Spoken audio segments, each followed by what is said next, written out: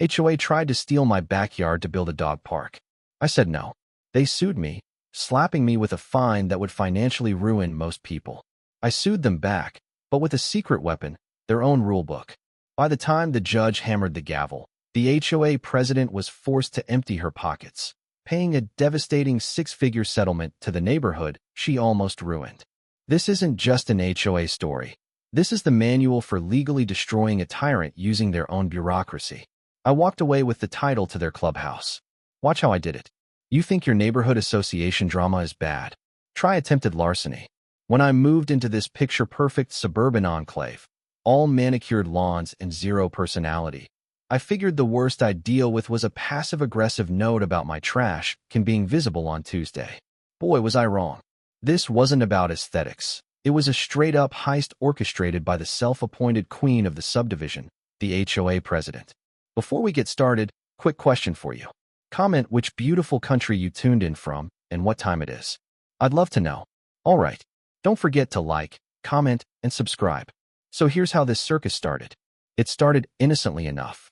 I got a golden retriever, a big, happy, dopey dog, and he needed room to run. So I submitted plans for a decent 6-foot cedar fence. Checked the bylaws, checked the setbacks, everything was kosher. 2 weeks later, the rejection notice landed. Just one word, scrawled by the president herself: aesthetics. I tried to be reasonable. I called her up and asked how a standard cedar fence violated the aesthetic guidelines when the covenants clearly allowed it. She hit me with the corporate HOA line. The board feels it disrupts the natural sight lines to the amenity center. The amenity center was 3 blocks away. It was garbage, but I bit my tongue and redesigned the fence. 4 feet, chain link, barely visible. Rejected again. This time, the reason was, chain link promotes a transient or low-value neighborhood impression. I swear, she used the word transient. That's when I knew this wasn't about fences. It was about power and maybe something bigger. My neighbor, an old guy who knew the local zoning codes backward and forward, pulled me aside. He showed me the neighborhood master plan. They were trying to install a community enrichment area, which was really just a fancy term for a dog park. The only piece of land that made the design work, that they could grab without paying for it, was the corner of my property and the utility easement running behind my lot. My new fence was blocking their precious puppy paradise dream. They weren't trying to find me. They were trying to steal my land using bureaucratic intimidation. I realized the only way to beat them was to stop treating them like a neighborhood committee and start treating them like a hostile corporation. I put my life on hold and spent the next 2 months deep in the weeds of their founding documents, the covenants, conditions, and restrictions. It was the most boring legal research of my life, but it paid off.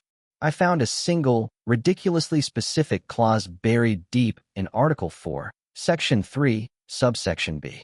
It was a rule about uncollected assessments. This clause stated that if the association issued a fine or assessment and failed to actively pursue its collection within 90 days of the due date, that specific charge was immediately nullified, and the board was required to issue the homeowner a written retraction.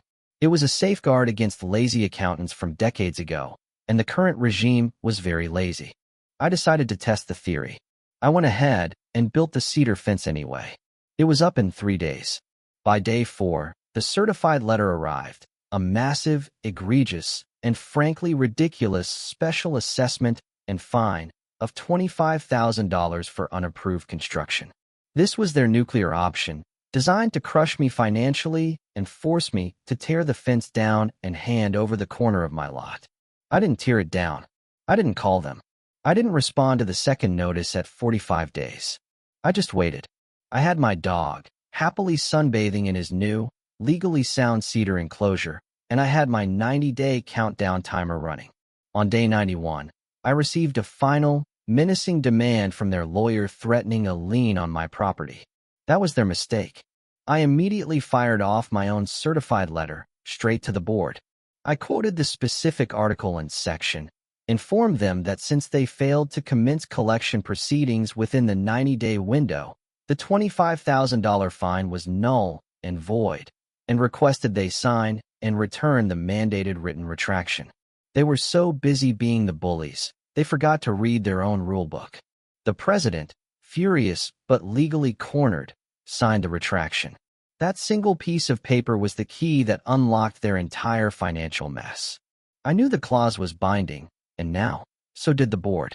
I immediately shifted gears, pulling the association's official financial reports from the county records office, public documents that nobody ever bothered to look at. What I found wasn't just laziness, it was staggering incompetence. Over the last 5 years, they had issued hundreds of smaller fines for things like Christmas lights in March, unapproved mailbox paint, and overgrown weeds, and then failed to follow up on any of them past the 90-day mark. The total value of these nullified fines was an astonishing $178,000. They had literally thrown away almost $200,000 of the community's money.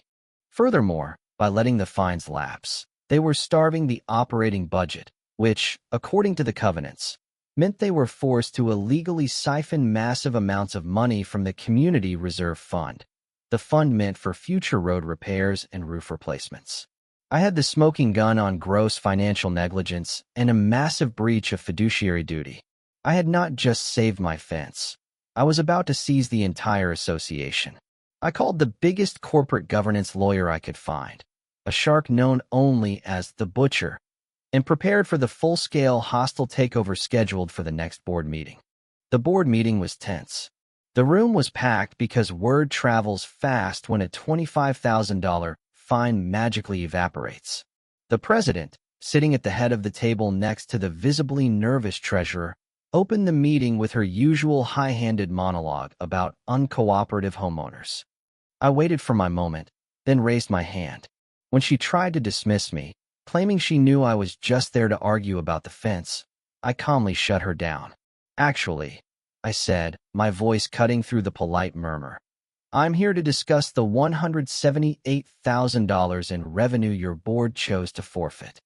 The treasurer stammered, claiming the association was perfectly solvent because the reserve fund had over $1 million. I walked to the projector. Let's talk about that reserve fund.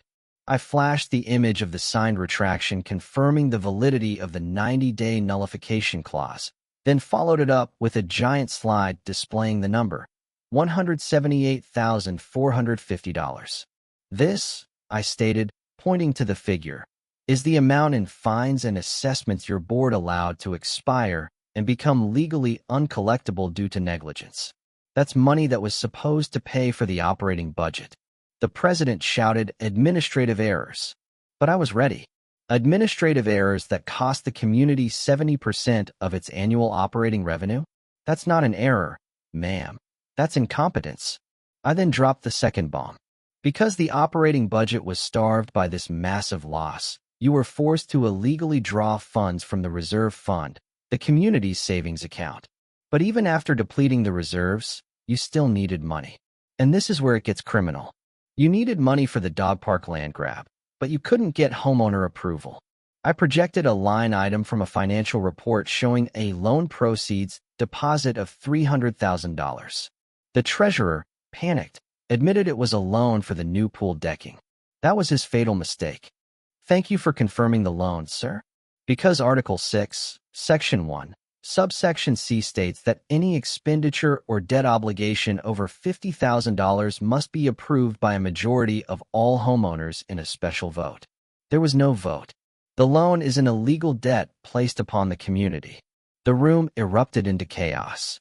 Neighbors were standing up, shouting at the board members. I slammed my hand down on the table to regain control. The pool deck cost maybe $50,000. That leaves $250,000 completely unaccounted for. The president, flustered, finally confessed. We used the remainder to secure the easement and for necessary capital improvements. I pulled up the invoice from the landscape company. Let's look at those improvements. There were a few small line items, then one that swallowed the rest of the budget. $150,000 for the installation of a custom water feature on common ground. I zoomed in on the attached photo. It was a monstrous, multi-tiered fountain being installed in a heavily secluded area. The common ground was just 3 feet beyond the president's own backyard fence. This, ladies and gentlemen, is not a community feature, I announced, letting the anger in my voice rise.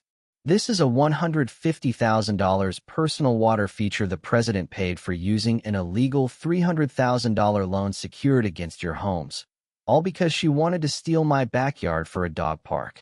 This is not negligence. This is fraud and embezzlement of the association's funds. The noise was deafening. I didn't have to argue anymore. The numbers were screaming.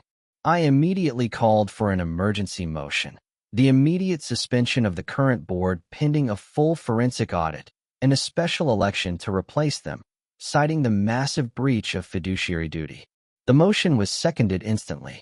The resulting vote was a landslide, something like 98-1. The president, defeated and humiliated, gathered her things and fled, promising an eternal legal battle. She was suspended, and I was voted in as the temporary president because I was the only person present who actually understood the covenants. But the win was temporary. We still had the illegal $300,000 debt hanging over the community. The lawyer, the butcher, came in the next day, and we sat in the empty clubhouse that was now my temporary headquarters. We need to make the directors personally liable for that debt, I told her. She pointed to the collateral listed on the loan documents. Community facilities. She smiled wickedly. That includes the land, the clubhouse, the pool, and that $150,000 fountain the president built. We file a civil suit for fraud and immediately notify the commercial bank that their collateral, the fountain, was paid for using an illegally secured loan. We force them to demand payment, but we offer a settlement. We will sell the fountain to pay the debt. I didn't get it. Who's going to buy a $150,000 fountain? The butcher leaned back. The only person who cares about that ridiculously ornate fountain, the former president herself. We're going to make her buy it from us, at a premium. That's how we clear the debt and make the community whole. I finally understood. This was about turning her own greed into her punishment. With the former president suspended and the treasurer having vanished faster than my HOA dues, the clubhouse was quiet. My lawyer, the butcher, wasted no time. We filed the civil suit demanding the former board be held personally liable for the $300,000 illegal loan due to their breach of fiduciary duty. Then came the masterstroke, notifying the bank. The butcher's letter to the commercial lender was a work of art, a dense, dry legal text that essentially said, "Your collateral for this loan was acquired fraudulently by the previous board.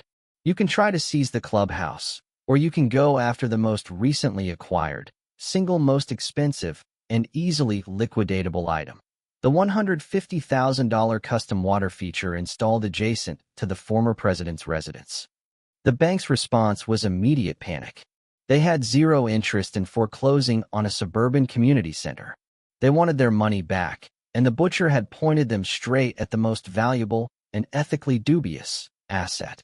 They issued a formal demand letter to the former board members, meaning the president was now personally on the hook for the full $300,000. Her personal assets were now at stake. She responded the way any queen dethroned would, with irrational rage. Her first move was not through a lawyer, but through a landscaper. Early one Saturday morning, my dog woke me up, barking his head off. I looked out the window and saw a flatbed truck backed up to the fence of the fountain. The president, dressed in a silk robe and sunglasses, was directing a crew with a massive crane. She was trying to steal the fountain back. I grabbed my phone and started filming. This was viral gold. I called the non-emergency police line, explaining calmly, "Yes, ma'am. A civilian is attempting to illegally remove $150,000 worth of association property, which is currently part of a court-ordered foreclosure proceeding." When the police arrived, the former president lost it. She started screaming about how the community owed her for her years of service, how I was destroying property values, and how I would never get the chance to steal her water feature. The officer, thoroughly confused by the mention of community covenants and commercial loan collateral, finally looked at my paperwork, the court filing, the bank's demand letter, and the property plat. He informed the crane operator that if they moved one shovel of dirt, they would be arrested for grand theft. The president was forced to watch her massive, ridiculously ornate water feature stand exactly where it was. It was a humiliating, public defeat, and I got the whole thing on video. That failed attempt only fueled her deeper resentment for my fence and the small corner of my backyard she desperately wanted for her dog park. 2 days later, a process server taped a truly absurd legal document to my front door. It was a petition for adverse possession. She was claiming that because the 3 feet of land just inside my property line had been unused and neglected by me, and had historically been treated as a common area, by whom? Her. She and the community had the right to claim it under state law to build the dog park. This was a Hail Mary pass, a desperate, absurd legal maneuver. But it was expensive, and it was malicious. Her plan was simple. Keep me so bogged down in legal bills for my fence that I would cave just to make it stop. The butcher didn't even flinch. This is small-time stuff, kid. We pivot. She told me to do nothing about the legal petition, but instead, shift focus back to the illegal loan and the fountain. We prepared an official public notice, the former president's fountain auction.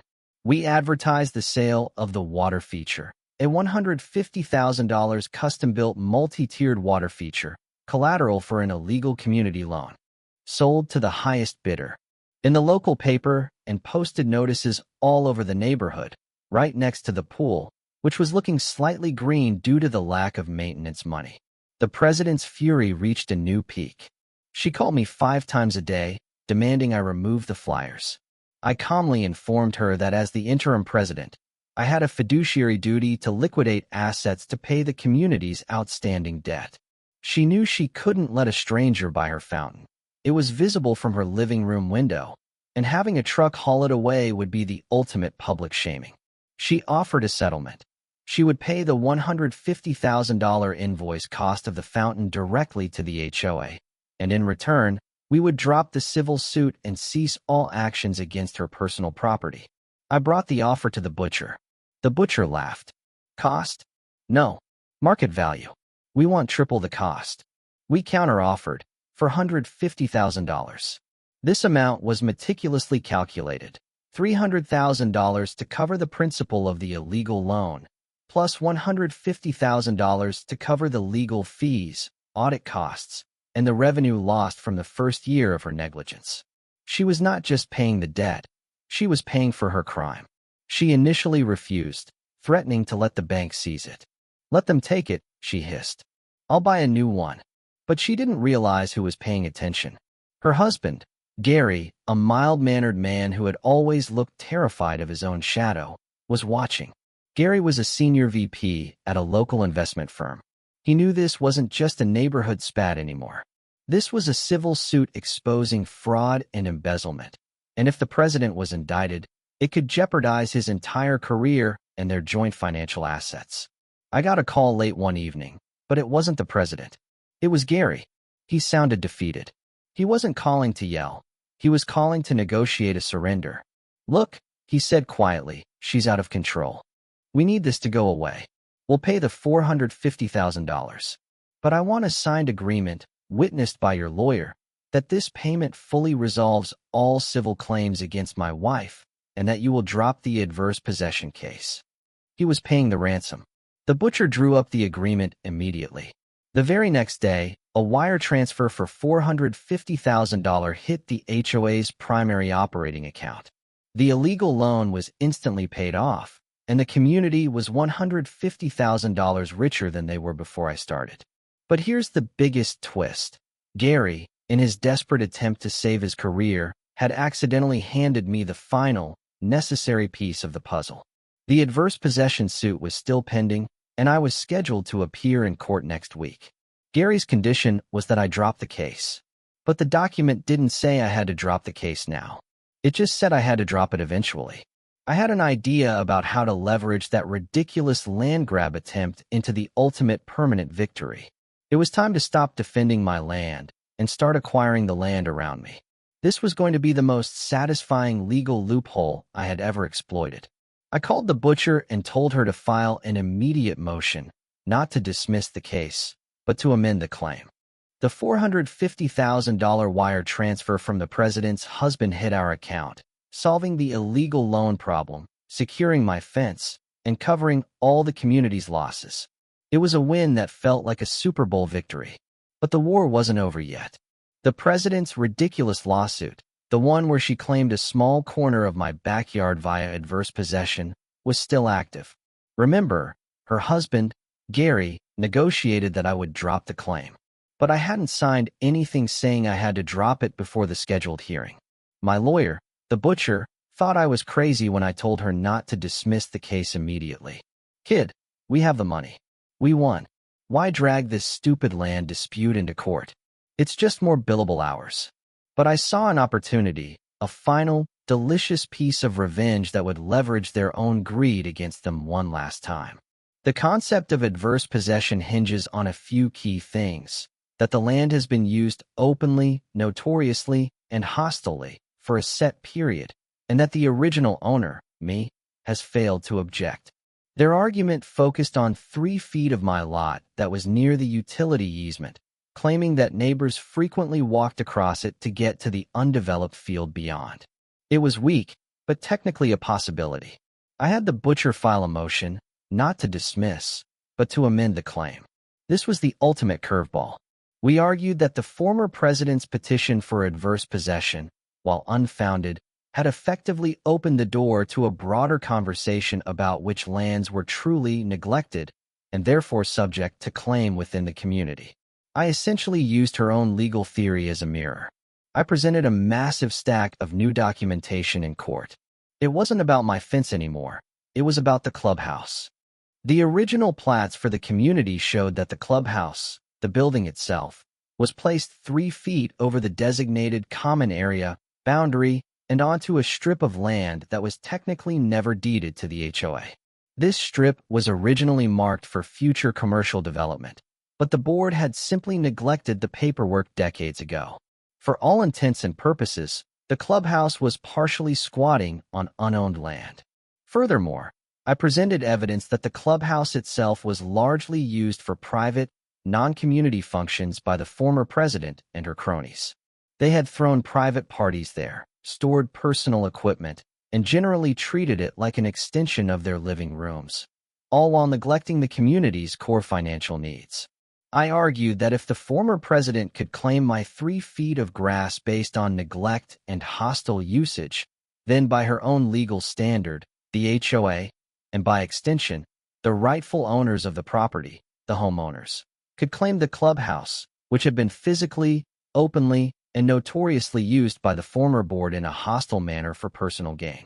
The judge, a cranky old guy who looked like he hated HOAs more than he hated tax season, was fascinated. The president's lawyer was sputtering. He had prepared for a dispute over grass and a fence, not a constitutional crisis over the community center's deed. The butcher took over the argument with surgical precision. She pointed out that since the former president had just paid $450,000 to the HOA to settle claims of financial fraud, she had implicitly acknowledged that her usage of community funds and property, including her use of the clubhouse for private parties, was hostile to the community's interests. Therefore, the community, now represented by me as the interim board president, was using the former president's own legal theory to seize the entire clubhouse building and the disputed land it sat on. The judge sided with us, not on the grounds of adverse possession, but on a rarely used precedent regarding color of title and unjust enrichment. The ruling essentially stated that because the former board had illegally used the facility and had benefited personally from community property, the $150,000 fountain, and because the building's footprint was technically incorrect, the community was entitled to seize the building and the land it occupied to fully redress the injustice.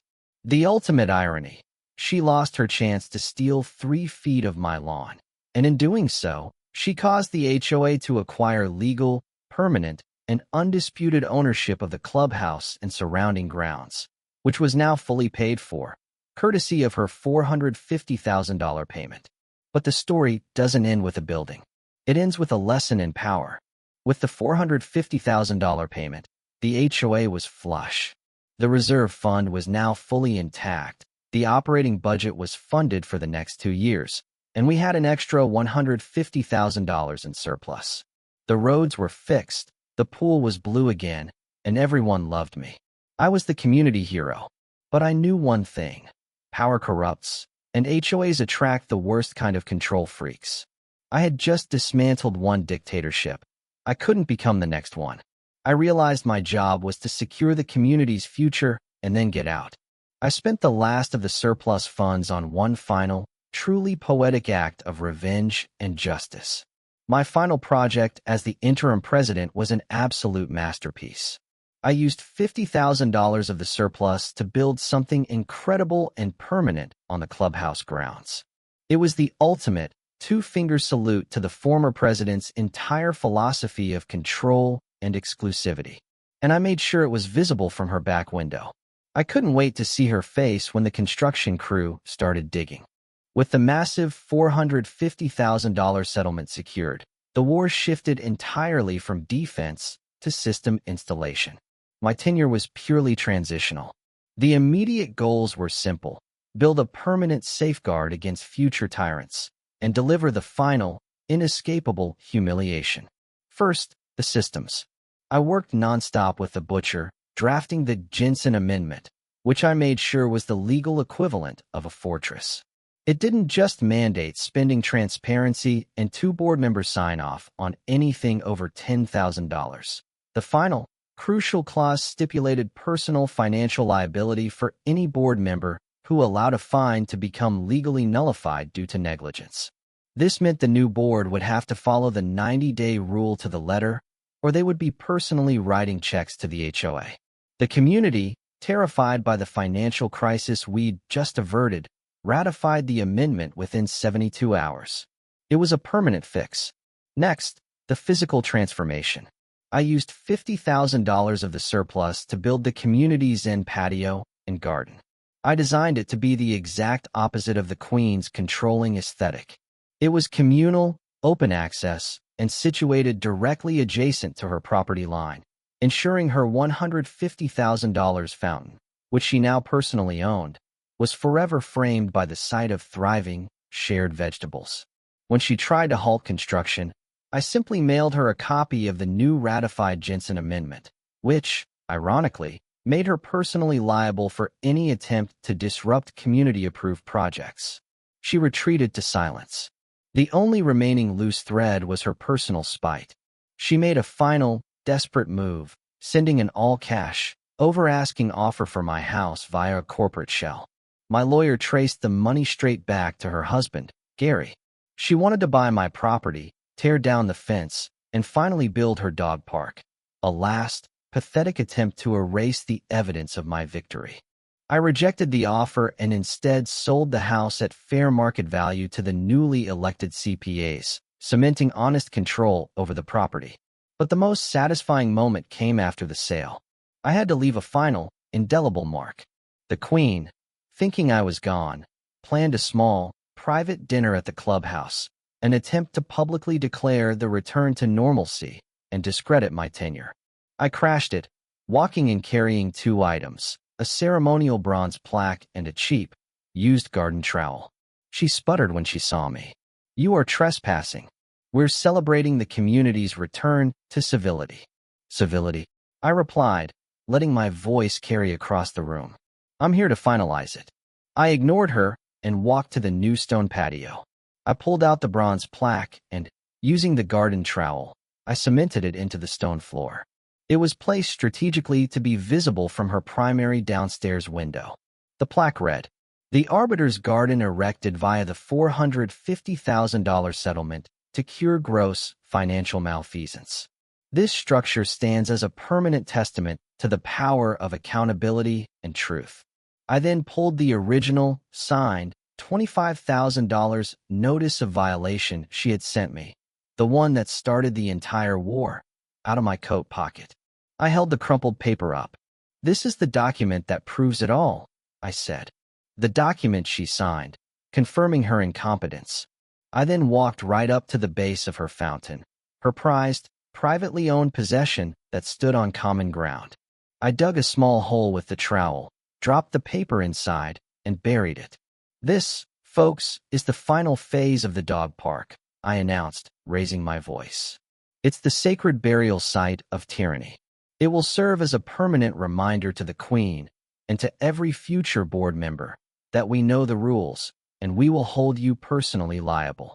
I looked directly at her darkened house, raised my bottle of bourbon, and offered my final, loud toast to the Queen, who paid the ultimate, career-ending price for her arrogance. You failed to take my fence, but you successfully funded a better, stronger community. You paid for my victory and built your own gilded cage. The room erupted. The silence from her dark house was deafening. I walked out a free man. I left behind a permanent, shining monument to the fact that they were finally in control of their own financial future. They tried to steal my property for free. I ended up fixing their entire system and making the tyrant pay a fortune to watch it thrive. That, truly, is the only way to win an HOA war.